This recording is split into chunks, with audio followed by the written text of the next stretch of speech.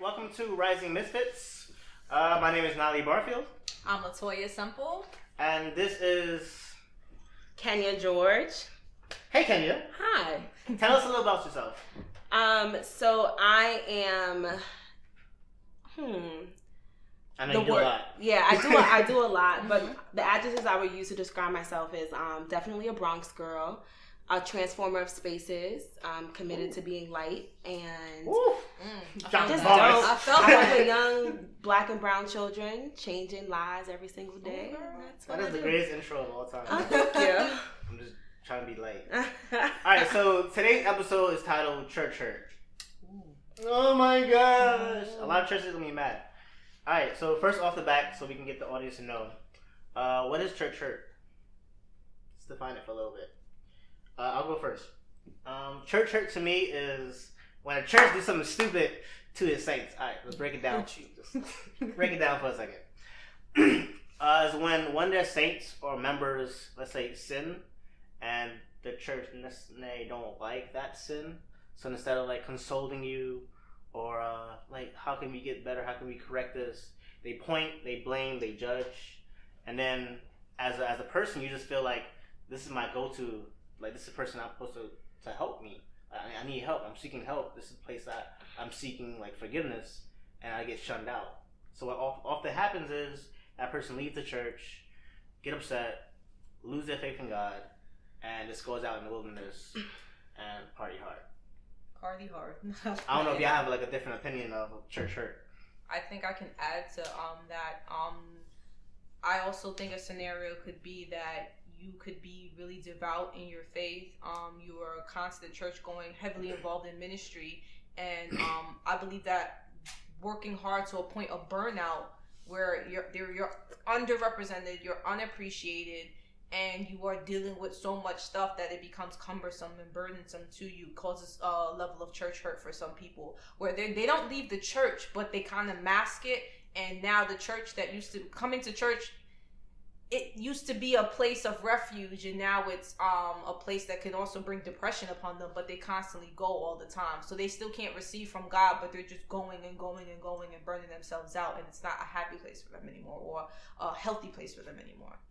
So I would say church hurt is like being re-traumatized, like having like coming into the church with the intention of being healed, being seen, feeling like enough, and the person in the pulpit is not honoring who they are in their position, and so they're re-traumatizing people with jargon and narratives that they're not even like clear around, and like not even being mindful of like who's kind of listening and receiving them, and then like re-traumatizing their pain and making them feel not enough, making them feel like what they're doing and their mistakes cannot be forgiven by God, and therefore like literally like again creating this sense, like this feeling of like I'm not enough, what I'm doing is not enough, I'm not seen by God, you know what I mean? Like I think like just being re-traumatized, like coming in with the intention of being healed and then feeling not enough again, like, and feeling like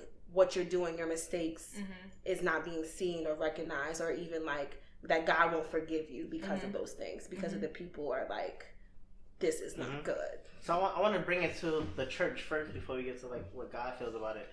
Why do we feel like as a church that we this goes to the other episode, but like this judgment, and why do we don't accept our saints? And like, I'm gonna do an example that we can work around, because well, I asked a question. Anybody here has experienced church hurt?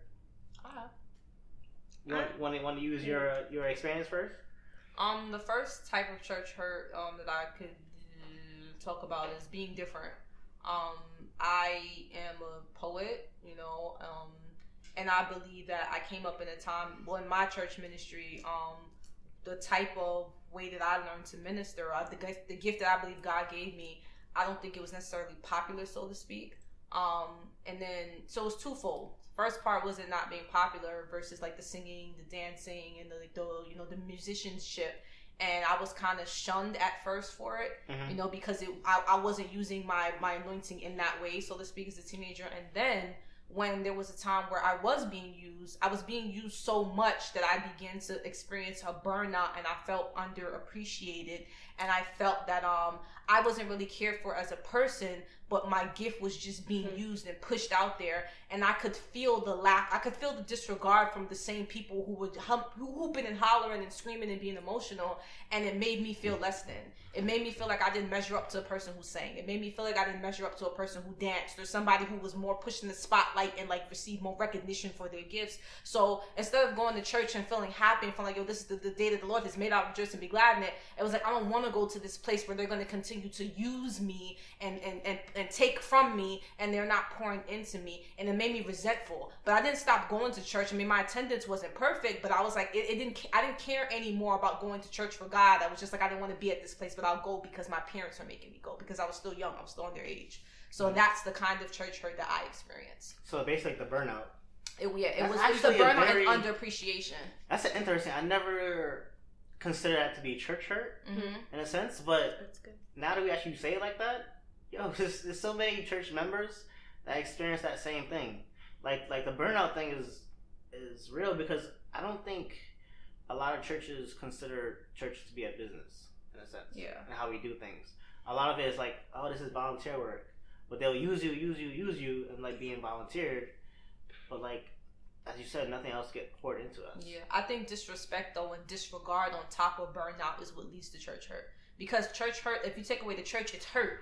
If it's something that brings me hurt, like it's coming, and the place, its origin is coming from the church, I'm going to attribute that to being church hurt. Yeah. Like, if people, or I've been disrespected, I've been disregarded, I've been treated, like literally made to feel less than for whatever reason or another. And it came from members of my church, and as a kid or as a teenager, as a young woman, I'm not looking at the flawed person. I'm looking at, you represent this entity. You represent the church. So you're hurting me. So I'm church hurt from you. So why do we do that? I want to like get into like the minds of other people. Like, why do we not accept people in the church? Because we flawed human beings. I think also like people are just naturally unforgiving because we don't practice like how to be kind to ourselves. And so like if you don't know how to master being kind to yourself, so when you make a mistake, you're like, you know what, let me be kind to myself right now. You project that unkindness onto others. And so you have like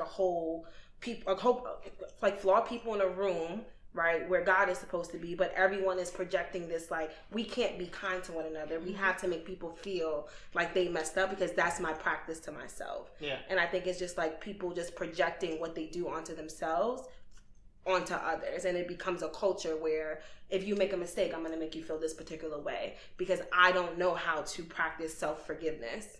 Like I'm not good at that. So then you project that into a space, and then that becomes the culture where it's like, no, you messed up, and I'm gonna tell you all the reasons why, like you're bad or you're not whatever. And that's our own like insecurities, I feel, because like honestly, when somebody says, like for example, when somebody says, oh, I had sex before marriage, and people are like, oh, why you did that, why you did this, I'm like, honestly, I'll be looking at them like, are you a virgin? Right. So just because I actually express and I acknowledge what I've done, and you're over there still holding that in, I feel like that's the biggest thing why we keep pointing fingers to other members who actually rise up and say something. And I find it so interesting because it's like, there's no perfect church. That's like what they say all the time. But when you're joining, but like, are you having a real conversation about imperfect people actively trying to seek God and like actively trying to, and so like, so then you have this like this subculture of like, look what, I heard she did this, right? But are you really understanding that, this imperfect church is creating and perpetuating this unhealthy culture because we're not talking about it and we're not forgiving and we're not being mindful of like life is really hard and it's easy to get caught up in life. Like it really is. And it's like, but are we kind to that narrative? Or when we come into the church, we have to put on a mask and exist in this mask, and then when we leave, we have to then grapple with life, like right, and it's just like life is happening. No teaching of it. Like there's no teaching of how to take off the mask, how to accept your sins. Because I feel like you have to accept your sins first, and then you can bring it to God. Because I feel like we're just like dwelling in our sin. I don't want to acknowledge it because I feel like, oh, my sin is so bad, and like I don't want to do it, and that's the problem. I mess up all the time, like all the time. But my thing is just like all all the the time. time. Like, and I say that in a way that, because it's just what it is. But like, I think being committed to being kind and being like, God chooses me. Like, I know that for a fact. No one touches that. Like, no matter how big or small my sin may be, like, I know for a fact that God chooses me. Yep. And so, like, knowing that, and that to me is sufficient. Like, no one, I don't care what noise, no one can touch that to me. And to me, that's like my sacred space. And I mess up all the time, right? And so, like, I think it's just important. You can have those dualities. It doesn't have to be either or. And sometimes when you come into a space of worship, it feels like it has to be either or. Either you're about this life or you're not about this life, right? And it's like that's, I don't know what does that even mean? Like, I don't know. I struggle with it all the time, and I like to practice honesty, but I don't like the duality. It's not either or. Like, there's so much life that happens in between those two things, and being kind and mindful and like knowing those things is like, to me, my own personal work as a woman, like what I'm trying to do, like real life, and like being, but it's hard. Like it's really hard. I would say it's hard because church has become less and less about transparency. I don't know if it ever was truly about transparency more than it was about tradition. Mm-hmm. Like, there's been so many traditions. Growing up as a kid, there was a way that you had to be in church that was passed down. I'm not saying everybody practices, but I know a lot of people did, including my family. There's a way you're supposed to be, a way you're supposed to conduct yourself in church. There's a way you're supposed to act in church that does feel that narrative that there is a duality. And we're not, it became less and less about being transparent and showing your wounds and showing your scars. Imperfection is a part of our flawed humanity. Like, we came into this world flawed, and living as a Christian is never about it's never about being perfection. I think if anybody comes in with the idea of perfection, you really don't understand Christianity. Right. I always say, I love God not because I'm perfect with him. I love God because without him, I'm imperfect. Like, I need him. Like, if I was perfect, I wouldn't need God. So my imperfection makes me all that much more dependent on God, which, so it goes hand in hand. But it's just so much tradition. It's so much tradition. And when you have flawed people trying to act out a tradition, we become just that actors. And it becomes, so you put the face on, put the face off, and not everybody is swift, or not everybody is knows how to do that, So as a church, how can we fix that? How can we fix making people be receptive and willing to like confess their sins and not being judgmental? If I be totally honest with you, it may be an unpopular opinion, but I do not think that this is something that is going to be fixed. I think that type of flaw, I don't think it's going to be fixed. In what capacity though? In terms of like the organization of the church? I think there's a way to fix it. Wait, what? I think that was bad aggressive. Sorry, there's a way to fix it. What did I do? But like in terms of like the organization of the church, because like there's our genuine pastors who want to build a foundation for it, but we also have imperfect people inside the church. Yeah. So of course, as you say, probably like we can't fix the mindsets of everybody. You're never gonna get everything. You'll get the genuine pastor who cannot lead the church by himself. He's gonna have the imperfect leaders. You'll get the people who are genuine, the genuine leadership, but then you might have the imperfect pastor, or they have differing opinions or different vision. I just believe it's a hard opinion. I don't know if I always feel like this, but I feel right now as it stands, I think there's just so much, there's so many complexities. I don't see it I know we know how to fix it, but I don't see it being fixed. And it's crazy. In my head, I'm thinking of the scripture, like the wheat and the tears shall grow together until the day of separation. In terms like it just the same way there's evil and good in the world that just has to exist until the day that Christ comes. Like, because of the sin that's in the world, that I don't think the church is devoid of that. Like, the same sin that is rampant in the world, and you have the choice to choose good or bad within that same sinful world. I think that duality exists in the church, and it's going to always be some type of complex beast that we have to deal with until Christ comes, because the wheat and the tears have to grow together until the day of separation. It's just one of those things where the way to fix it can be, well, we've got to be more transparent. We've got to give people a free space to be healed, or to be broken, or to be who they need to be in God. We've got to let God do it. There's so many. We have a long Egyptian scroll or running list of solutions, but will those things be carried out from every person who is responsible in ministry? I don't know. Yeah. I don't know. You have something to say, I do have something to say. I think I mean, to your point, I think one thing is like having a leader that is not afraid of checking it when it comes up. I think for me, and I'm blessed to have a pastor that does this very, very well. And I don't know if it's strategy or I don't know what it is, but like not perpetuating the do's and don'ts of a good Christian versus like what did Jesus say? Like how did Jesus live? What would Jesus do? And like what did he say to do? Like and like how do we become like, and it's not just because if you make all of your narrative around like what it means to be a good follower of God, around like don't have sex, don't do this, commandments, like all of the if you are rooted, if that's your foundation of how you, of course people are going to feel a particular way because that work is hard. But if you're talking about the acts of like what does it mean to love your neighbor, like what does it mean to like literally walk into a room and that people feel well because you exist, because you're committed to doing that, like that's the hard stuff. And the commandments are also very hard, but I also feel like if you honor the fact that like I want people to be better, like I want people to live better, I want people to heal, I want their hearts, like the pain that when they come to church, people come to church because they're broken. A lot of people like they need to be touched, they want that, they need that. And if you enter into a place where you want to be healed and all they're talking about is like why you did this and why you did that, it perpetuates the problem. Not to say that people should not be called higher. And I think that one thing that my pastor does and talks about is like my hope and prayers is that when you start to understand what Jesus actually did and who God actually is, that your life shifts just because you're making those different decisions, not because like I'm afraid. It's not rooted in fear, but it's literally it's rooted in the fact that like I want to be well. I want when people to see the grace of God in me and what I do. And so I need to shift my behavior. But it's not about the behavior. It's about like your relationship with God that's then inspiring to shift the behavior. I think that if you have a pastor that's like, we don't do that here.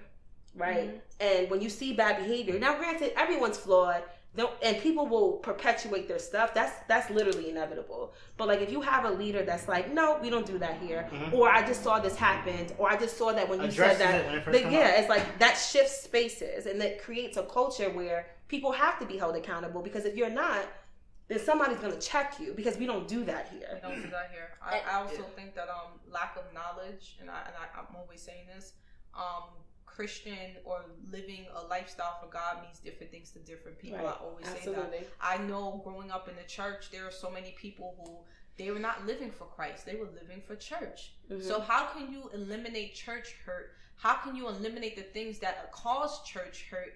If the reason why I said what I said before, and it still stands, we're different kinds of Christians with different kinds of Christian mindsets, all trying to do the same thing, and it causes confusion sometimes. There's so many people who go to church and they're in that church tradition, and then there's so many other people who go to church that want the Christ-like relationship, who go to receive from God, who come in broken, who come in needing a touch from God, and there's some people who go just because, well, I'm a part of this ministry and I need to do my duty, and on Sunday we're going to do this and we're going to do that. All those people trying to do all these different things, they're going to be casualties. There are going to be casualties. And my thing, the solution would be, you would eliminate church hurt when you eliminate the traumatic experiences that people have, when everybody is there on one accord and there for the love of God and there to please God and there to seek God and there to receive a touch from God. Because the Genesis, we've missed the mark in the Genesis period, and there's in that there are people who just don't know what a real relationship with God is like. You're not going to be able to stop the issue at the root until they receive the true knowledge of a relationship with Jesus Christ. There's a lot of people who call themselves Christians and don't really know what a Christ-like life is like. Some know the 10 Commandments. Some live by the law of the 10 Commandments. Some live by the finished works of Jesus Christ. There's so many different doctrines in Christianity. Then how are we going to eliminate something as catastrophic and traumatic as church hurt when we're all moving in disarray? I agree with you in terms of the fact that it won't be solved until we all on one accord, and that's a mission in itself. All about all to be on one accord. But I still feel like there has to be steps we can do to welcome people to acknowledge what they're doing. Like one thing I did like about our church I attended to is we had like an open panel session, and so in that you don't really you separate the body of the panel to like-minded people who got so you don't have the whole church community with different mindsets, but like-minded people who are open to tell about their past and like how can we do this. So you make the young people to feel open. So an example of my church did is we had like the young people just come up. We had a panel about 4 people and talk about experiences. So experiences like sex, drugs, alcohol, and what we did when we was younger. And so now you know what not to do. And better yet, an understanding of if you do it, what happens. And I gave an example of when I said to my church when like how I had sex before. And it was like, cause what I love young people is they want to know the answers. They would never stray away from not knowing answers. So they just want an opportunity for you to say something. So when you real with them, they'll be real with you back. So like that example that all the young people was like, none of them did that because like they want to know, and this is something that their parents not telling them that a lot they can't get answers anywhere else. So in that example, just saying like, all right, I had sex before, and then it's before going into like, oh no, I had sex before marriage and stuff. No, I had sex, and what happened afterwards, I felt guilt. And it's like a shadow that came upon you. They don't know that because nobody tells them that because nobody want to say that I had sex before. So the actually telling the process of how I felt afterwards, how I felt leading up to it afterwards, that process I feel like we can do to eliminate church hurt. Because then you have a child like, oh, I was thinking about having sex like next week, but I don't want to go through that same feeling. And now understanding exactly why you don't want to have sex and stuff like that, or why you want to wait to marriage, all that stuff can come up. But going into like just having like-minded people instead of like using the whole entire church.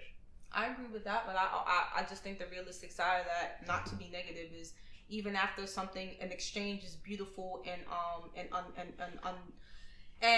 needed as the transparency that you gave that could touch young people, there are still some people who are ill-knowledged and don't know any better who will still use that against you, even behind your back. And I just think there are too many ill motives, and once again, us not being on one accord that leads us to not being able to eliminate church hurt altogether. But I do think that's a step in the right direction. I think more exchanges like that are definitely needed. And I know it's not just you. There's so many people and so many churches and so many young people across this nation who are doing things like that, who are saying, I'm not going to be a part of the tradition. I'm going to be transparent. I'm going to use my experiences in the world to speak up and allow that open space where we can talk about what worked and what didn't work as a young Christian. And I'm going to help somebody. I'm not going to keep it to myself. I'm going to speak out on it. Hopefully I can grab somebody before they go out there and have the same experience. So I think that each one teach one is something that our millennial generation is becoming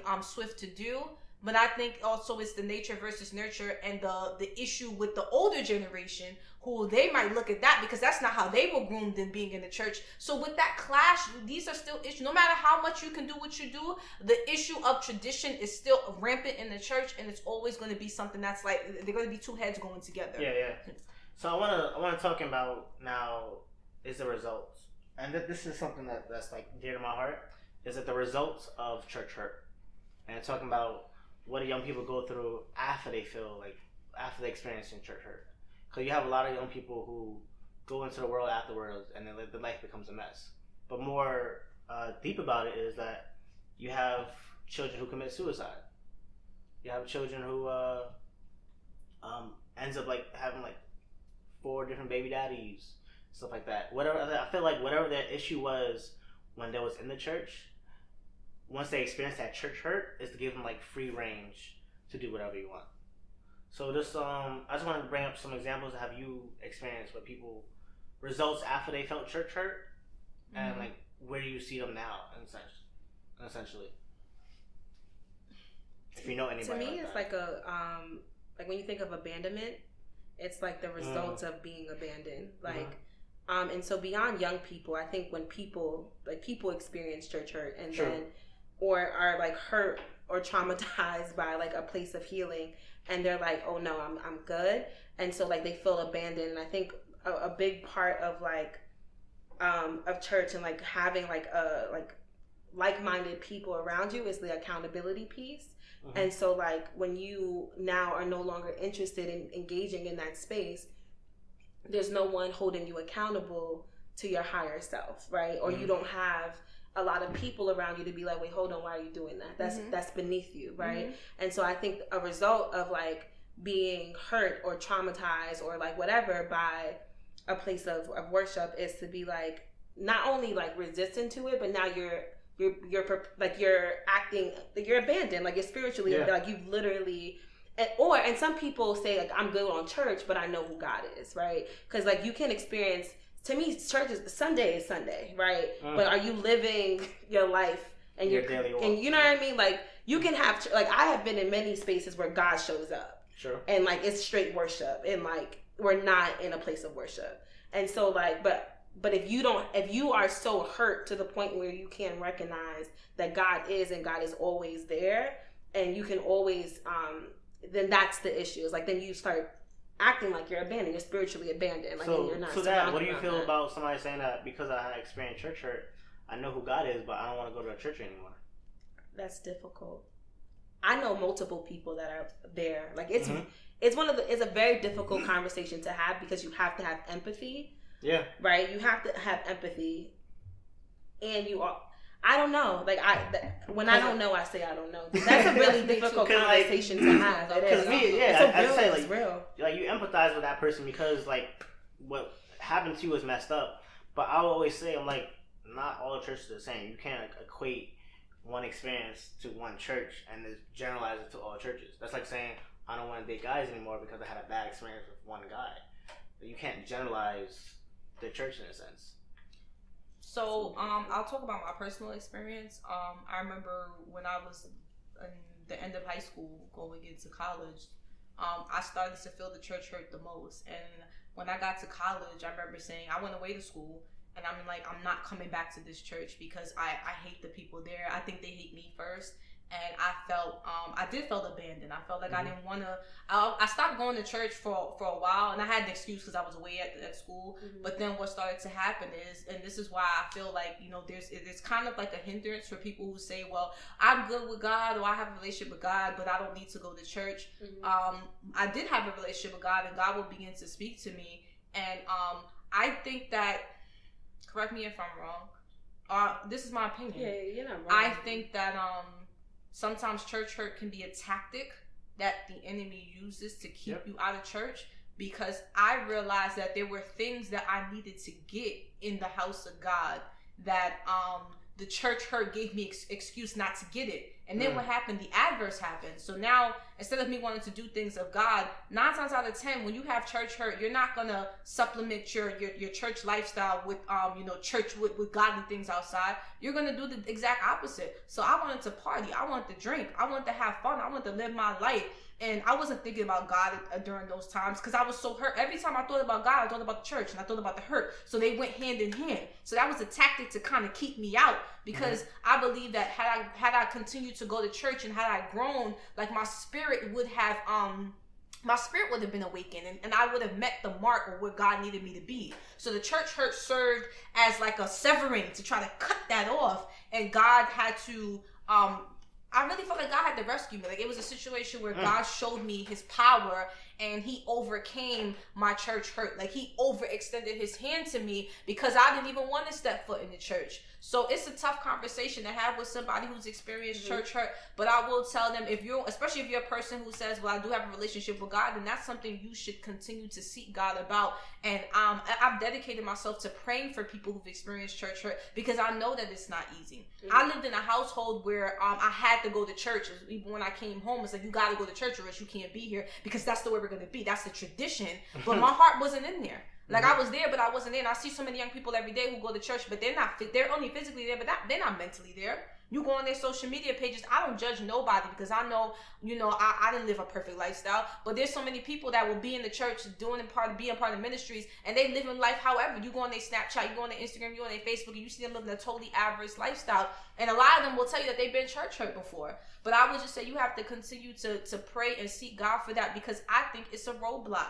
A lot of anointed people, there's no listening. It's a roadblock. A lot of anointed people get church hurt because it's going to stop them from really getting what they need, the anointing that they need, the food that they need from the Spirit of God, the enemy kind of uses it to stifle their growth and choke them up so that they don't have to continue to grow. And I think it's a demonic stronghold. That's just my opinion when it comes to church hurt. But I'm not going to dismiss somebody else's trauma. I'm not going to say that if you've been through things at the church, it's just an excuse. The enemy did this. No, I know it's not an easy process, but I think you can overcome it.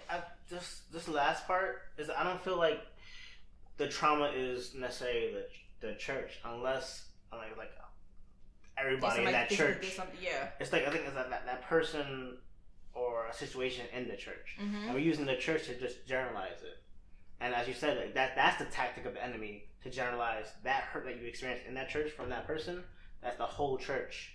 Yeah, the body itself. Right. The church hurt me. I'm like, no, you have imperfect people, and that person hurt you, mm-hmm. or those people hurt you. Mm-hmm. But like anywhere you go in any building, the people that have your best interest at heart. So like as I empathize with you, I would still say, I'm like, yo, the enemy trying to not make you go to church. Find a different church.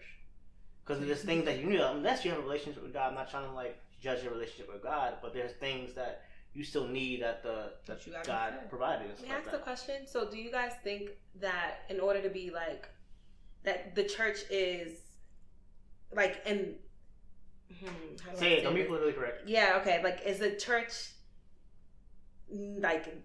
I'm gonna say needed, but I don't know if that's the right word. I don't know where you're going with this. Is the church like needed in order to grow spiritually, like understand God, be more connected to Jesus? Like, do you need that Sunday in order to like fully walk? So walk, you know what I mean? Like, so basically, like, I'm just curious about what you guys think about it. So, help me out with the question. Basically. Yeah. Do you need church to walk with God? Essentially, I think that's like a part of my like that's a part of my question, like because or is church a necessary requirement to continue your walk with God? Yeah, I think that like yes. So that's to me like a question. Like, do you guys think that? Like, is that all right? So in your experience, because we all have different walks, right? And so mm-hmm. like we have to honor those things, but like. So here's my thing. First, I'm gonna break down of what exactly is the church. Because it's not just a building, it's not just a Sunday event. That's good. In the Bible, the church is represented as the bride of God. Mm-hmm. It was built on a place for sinners and people to come to worship. But how God feels about the church is just how God feels about you and me. And that's how example of the bride. Like if you have a wife, you have a husband, the love that you feel for your wife and husband is the same love that God feels for the church. So although you can have a relationship with God outside of church, I do feel that the church itself is needed to further expand your growth. It's just like school. Yes, you could do like homeschooling, like learn different books, but there's certain things that you can get from the church, and it's easily accessible to get from a well-defined church. I'm like, you could do stuff at home, mm-hmm. but like me, perfect example is when I started speaking in tongues in the first time, it was an actual dedicated service in the church. And like my spiritual walk would have been harder for me if I did it outside. Mm-hmm. And because you have so much life going on outside, if you actually find a good church with no four walls where you could just come and just release and just praise God and everybody be on one accord, I feel like that's very needed in our walk. Because it helps, it gives it's fuel. It gives you energy to go on and survive during the week. That's my personal opinion.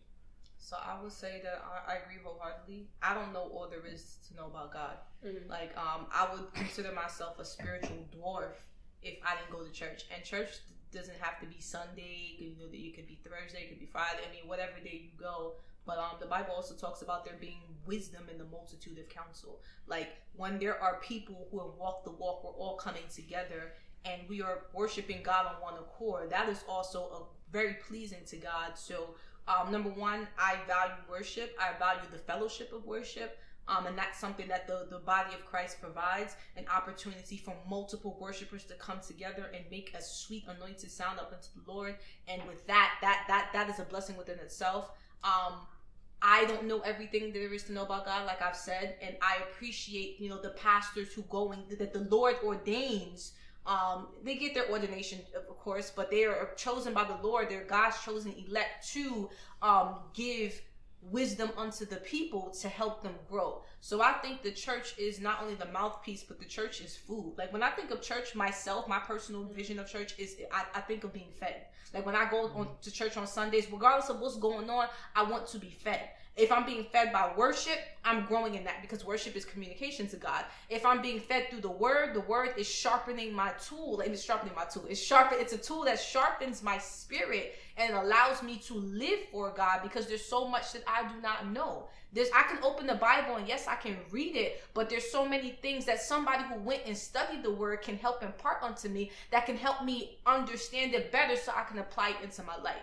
So I think, I don't want to call it a sense of arrogance, but during the time when I was not going to church like that, and when I started to look in hindsight, I took it as me being arrogant and saying, well, I think I know all there is and I can do this thing on my own. And just like I can't do school on my own, like I need a teacher to teach me, I believe that the church is there to feed me, help me, and grow me in a way that I can't do it for myself, you know? Okay. And I've been walking with God. I got saved at 15 years old. I've been a Christian for 12 years now, and I still don't know all there is to know. And I look to the council, and I look to God's chosen elect, and how God speaks to them, and how they speak to me, and I feed off of that, and that helps me. So I think the church is definitely needed. It's definitely needed, and I agree that it is the bride of Christ, and the Lord looks upon it with love and with care, and it's like it's.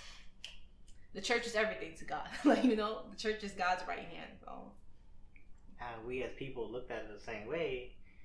People only experience church hurt. There we go. But really quick, just to close up, just a quick message that you'll give to somebody who experienced church hurt. And we'll wrap up. Not long, just quick. Think about it. I'll go first. All right, cool. Honestly, acknowledge what you went through first. Don't just be in denial with it. Like, something happened to you, yes, but that's not everything. And I would encourage somebody to go to a different church. Or if you don't want to go to church directly, find somebody who in a church and talk to them. And just be around godly people and godly minded people who can help you get back to the love of God. Really quick, no? I think I would say just sit in whatever pain that you're experiencing and acknowledge that you're hurting. Find people around you who care about you to hold you accountable to seeking out healing and learn and practicing and learning what forgiveness looks like in action, so that when you enter, when you feel and you're able to enter back in, you go in with a clean and forgiving heart. I would say that to them, you are too valuable to yourself and you are too valuable to God to remain in a place of hurt.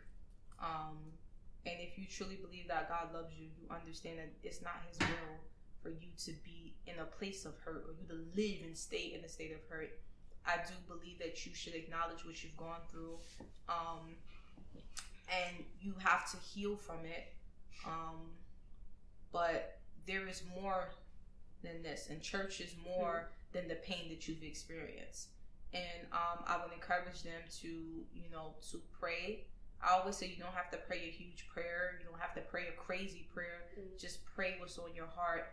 And if you truly believe that God is who He says He is, He will help you, or He will show you more than your church hurt, and He will heal you. Yes. Awesome. So that's today's episode. Follow us on Misfits Arise on Instagram and Facebook, and see you guys next week.